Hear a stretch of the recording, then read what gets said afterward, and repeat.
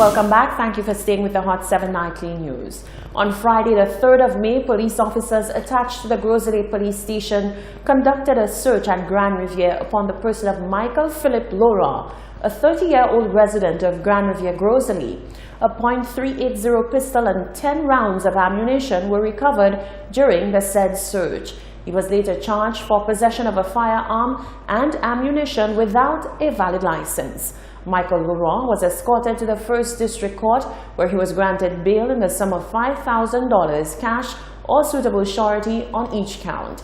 He is expected to return to court on Wednesday, the 12th of June, 2019. Minister for Culture, Senator Fortuna Belrose, says a 3-year review of the Jazz Festival may lead to some resurrection of former jazz events. There have been mixed reviews about the whole revamp of jazz that led to the Soleil Summer Festival. Rochelle Gonzalez reports. Minister in the Ministry of Tourism with responsibility for culture and creative industries, Fortuna Belrose, has lauded the success of the first 2 events on the calendar for this year's St. Lucia Jazz in collaboration with Jazz at Lincoln Center. The first event was West Coast Jazz, which was held in the Ancillary Village on Friday the 3rd of May, and the second was Jazz at the Village at the Rudy John Beach Park on Sunday the 5th of May. Belrose said the moment was most certainly joyous, especially with the array of talent on display. All in all, I think we're beginning to build up, for the jazz. The build-up for the jazz is going well. The communities are taking ownership. And of course, what is good about the jazz is that our young people are beginning to see and dream about the opportunity of being on stage. And that is the object in terms of what we are trying to do as a government, trying to make jazz become something that our young people can have the desire and inspire and be inspired to be able to get to that big stage, and perform. And so that opportunity is there. We're creating it, we're working with it, we're nurturing it. That's why the venues are smaller this year, and we've reached out to those young people across St. Lucia who have some talent to be a part of the celebrations. The senator was asked whether the popular Jazz on the Square would be making a comeback. She said this one, along with others, are on the cards. We've been moving into smaller venues. We went back to Labrie after 3 years of the hiatus. Choiseul, we're coming. I know there are communities like Carolee that have actually expressed interest. And also Bocage too have, but as we look at it next year, we will begin the project of expanding into the various communities. But again, we said we're coming to the end of the pilot phase, which would give us the template, for moving in to more communities across St. Lucia. And what is good too, I'm noticing this year, is that there are a number of other smaller jazz events happening, private events happening, which is what you want. The same kind of feel that we have for our Creole Heritage Month, where there are smaller events happening in backyards and everywhere else, but just creating an atmosphere and a vibe for the country that the festival is on. When asked why it took 3 years to reconsider the popular event, Belrose said although the plans have been afoot, there is a bigger picture to take care of. We're looking at the whole redevelopment of the Castries area, and our project is not just on the Jazz Festival. The Cultural Development Foundation is also working on the project, an Ayanola project now, which is looking at the potential or the possibility of staging events on a regular basis within the city, of which Derek Walcott Square would perhaps be the centerpiece, the center area. So it's not just jazz, but by the time we come around to the square, it would be more than just jazz on the square, but a series of events on a continuous basis to allow for our cruise ship passengers and all those people that come into Castries on a regular basis to be entertained, throughout. So it's work in progress. We're not just doing things for doing things' sake. It has to be systematic and well thought out. We don't want it to just be jazz on the square, but we want the square to be a major part of what we're trying to do in terms of developing all our festivals. A walkthrough tour of the northern venues have been scheduled for Tuesday the 7th of May for members of the local media. Reporting for Hot 7 News, I am Rochelle Gonzalez. In keeping with changes in international oil prices and government's application of the modified market pass-through petroleum pricing mechanism, the retail price of gasoline, diesel, and LPG 20, 22, and 100-pound cylinders has changed. The retail price of kerosene will remain unchanged.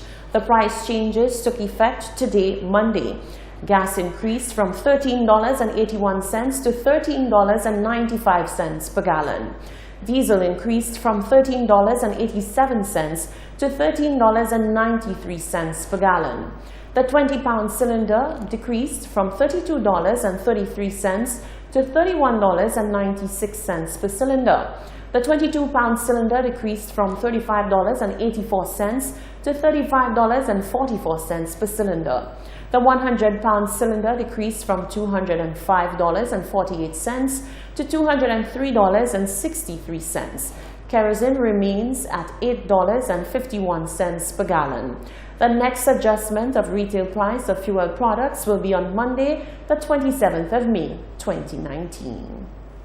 Ensuring the growth and development of St. Lucia's only national tertiary institution, Sir Arthur Lewis Community College, gave way to a recent signing of a Memorandum of Understanding with a new university. Solange Alfred has all the details in this report. The Sir Arthur Lewis Community College and the University of Niagara have signed a Memorandum of Understanding aimed at enhancing and expanding capacity at SALCC. The partnership between the two education institutions intends to promote and to offer expertise, resources, and support to help enhance and transform the quality of the SALCC programs and assist in the professional development of teachers and educational leaders to ensure they are consistent with national, regional, and international standards. University of Niagara has been accredited by the National Council for the Accreditation for Teacher Education since 1984. Vice Principal of SALCC, Dr. Merle St. Clair, says the meaningful relationship forged through the signing of the MOU will result in a mutually successful partnership. Establishing relationships such as these are mutually beneficial to all involved and speak to the commitment towards achieving our common goals.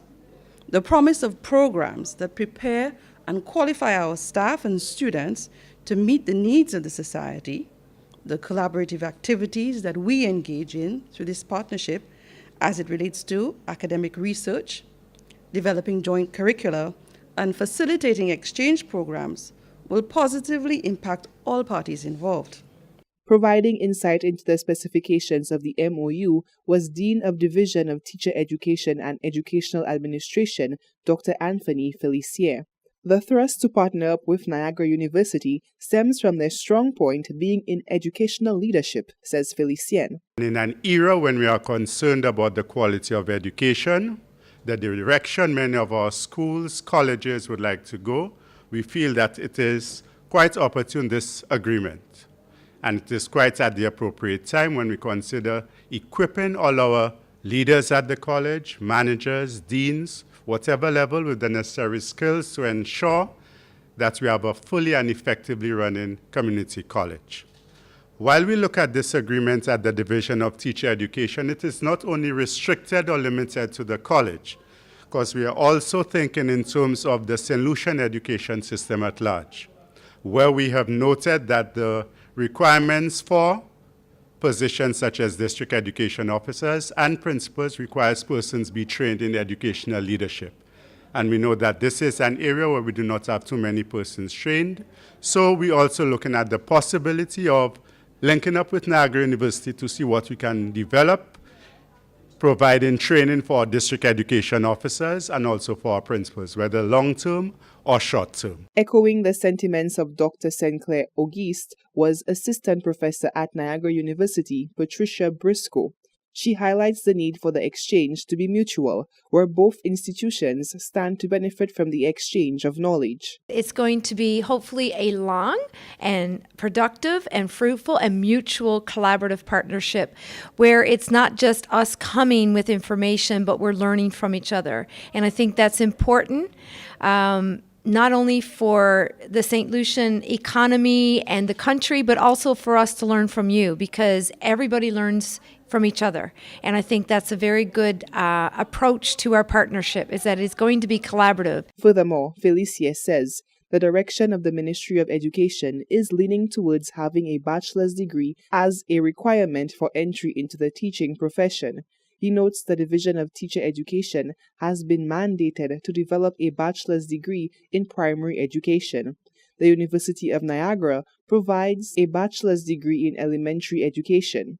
This, Felicia highlights, creates the possibility of peer review from faculty and staff at Niagara University for the development of St. Lucia's bachelor degree in primary education. Reporting for Hot 7 News, I am Solange Alfred. Doctors and nurses around the island are expected to become better equipped with knowledge and skills to care for trauma patients with life-threatening injuries. More from Fernell Neptune. A team from the Jackson Memorial Hospital recently visited St. Lucia to facilitate an advanced trauma life support ATLS course. The course is aimed at ensuring a safe and reliable method for immediate management of trauma patients at the hospitals. Consultant surgeon Dr. Charles Greenidge says he's very pleased with the training as it serves as an effective means of saving the lives of patients who experience trauma. The ATLS course is a prescribed way of looking after trauma patients. One of the problems with looking after trauma patients is you can be distracted, and the ATLS is a way that you can stay on point and make sure that the things that are most important are dealt with first. So this is an international situation where it started in the United States, but it's now being done in over 80 countries, and St. Lucia is one of the more recent countries to start running the ATLS program. President of the Heart, Lung and Blood Foundation, Delia Octave, says she's delighted that her organization saw the need to provide financial support to such an initiative, which will benefit both doctors and nurses. We have never had any training in trauma life support, and hence we find it important that because of all the incidents, accidents, gunshots, that it's vital that we educate, train our medical professional in that aspect. Trauma surgeon at the Jackson Memorial Hospital, Dr. Gerd Pust, says his organization remains committed to working with the St. Lucian doctors and nurses to develop trauma care for the most severely injured patients. The first time during this year is that we also involving the nurses in the care of trauma patients. So they're doing the advanced trauma nursing course and learning the skills for the nurses to take care of these severely injured patients. This is a long-term collaboration. The plan is to do this every year. There's a transition that this course is held by St. Lucian physicians and surgeons in the future.